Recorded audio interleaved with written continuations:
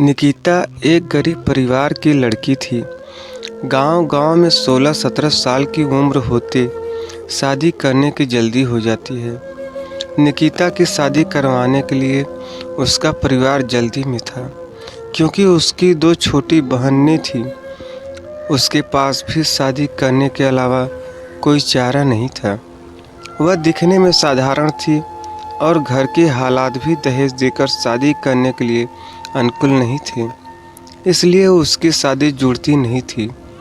उसमें या गोत्र या कुंडली में कमी दिखाकर बहुत से रिश्ते मना कर देते थे।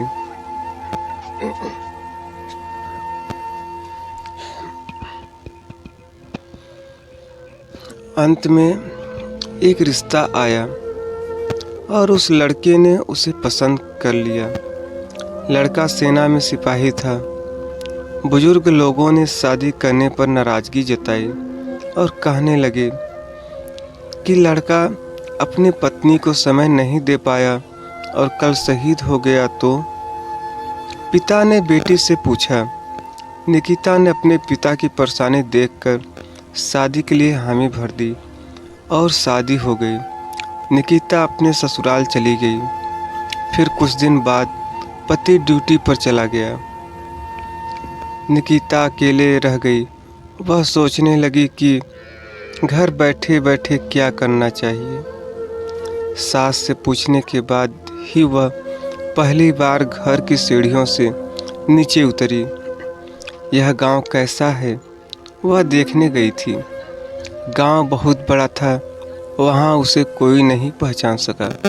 वह एक बड़ी दुकान के सामने चल रही थी। तभी एक दुकानदार ने आवाज़ लगाई और कहने लगा कि भाभी, कोई सामान चाहिए क्या? उसने दूर से नहीं कहा। कुछ दूर पर एक किसान अपने खेत का कृषि सामान लेकर शहर की ओर जा रहा था। उस किसान ने निकिता को सलाम किया और पूछने लगा, भाभी आज यहाँ कहाँ?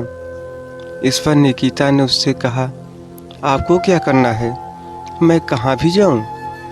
फिर किसान ने कहा, भाभी अगर आपको किसी भी चीज़ की ज़रूरत हो तो बस हमें बताना। धीरे धीरे निकिता आधा गांव घूम चुकी थी, लेकिन ऐसे किसी से कभी नहीं मिली जिसने उससे बात नहीं की है।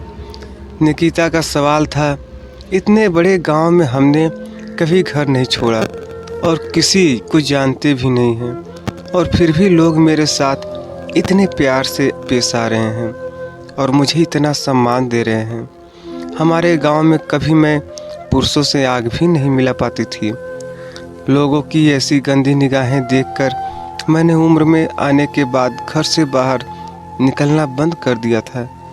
लेकिन यहाँ स्थिति इतनी उल्टी कैसे? घर जाकर उसने अपनी सास से पूछा।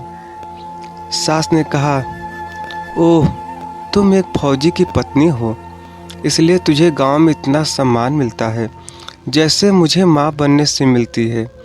यह सुनकर निकिता की आंखों में खुशी के आंसू आ गए। उसका सीना गर्व से फूल गया। वह खुश थी कि उसने एक फौजी पति चुना था।